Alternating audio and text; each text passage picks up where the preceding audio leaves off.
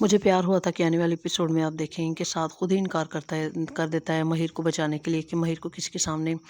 شرمندہ نہ ہونا پڑے۔ وہ خود ہی اپنے ماں باپ اور اپنے چچا سے کہتا ہے کہ مجھے مہیر سے شادی نہیں کرنی، میں کسی اور سے شادی کرنا چاہتا ہوں اور میں اسی سے شادی کروں گا، مجھے زیادہ فورس نہ کیا جائے کہ میں مہیر سے شادی کروں،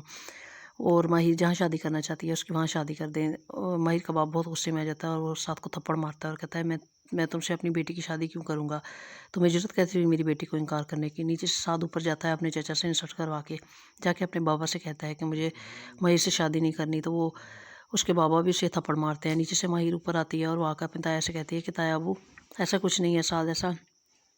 کچھ نہیں کہہ رہا ہے، اس میں سعد کا کوئی قصور نہیں، آپ اسے مت مارے۔ سعد بہت تکلیف میں ہوتا ہے اور وہ اپنی محبت کے چھن جانے کے غم میں کچھ بھی سوچ سمجھ نہیں رہا ہوتا، اور اپنی محبت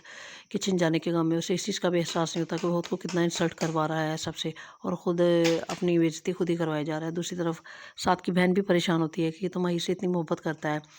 مہیر اس سے اپنی اریب کے ساتھ محبت کا اظہار کر چکی ہوتی ہے اور سعد کو بتا چکی ہوتی ہے کہ میں اریب سے شادی کرنا چاہتی ہوں، اور اریب کی ماں مہیر کی ماں کی بہت انسلٹ کرتی ہے اور اسے کہتی ہے کہ آپ کی بیٹی نے میرے بیٹے کو پھنسایا ہے، میں اس کے یہاں رشتہ نہیں کرنا چاہتی تھی مگر اس کے کہنے پر مجھے یہاں آنا پڑا۔ وہ اس کے گھر میں آ کر ان کی بہت انسلٹ کر کے چلے جاتے ہیں۔ اریب کو اس بات پر بہت غصہ آتا ہے اور وہ کہتا ہے کہ آپ ایسا کبھی بھی نہیں کر سکتے۔ وہ اپنے گھر جاتا ہے، اپنی کن پٹی پر پستول رکھ کر کہتا ہے کہ آپ ابھی فون کریں گے مہیر کے گھر والوں کو اور ان سے اس رشتے کے لیے ہاں کریں گے۔ اریب کی ماں بہت پریشان ہو جاتی ہے اور وہ کہتی ہے کہ تم جیسے کہو گے میں ویسے ہی کروں گی، مگر اس پسٹل کو ہٹاؤ اپنے دماغ سے۔ دوسری طرف مہیر کو پتہ نہیں چل رہا ہوتا کہ کتنی انسلٹ کر کے چلی جاتی ہے، اس کا دماغ کام ہی نہیں کرتا اس چیز میں کہ مجھے یہ اتنی انسلٹ کر کے چلی گئی ہیں اریب کی ماں۔ مہیر تو بہت ہی لاڈ اور پیار میں پلی ہوئی تھی، اس کے لیے یہ بہت شاکنگ تھا کہ اس کو اتنی ذلت کا سامنا کرنا پڑے گا۔ پہلے سعد نے اس کو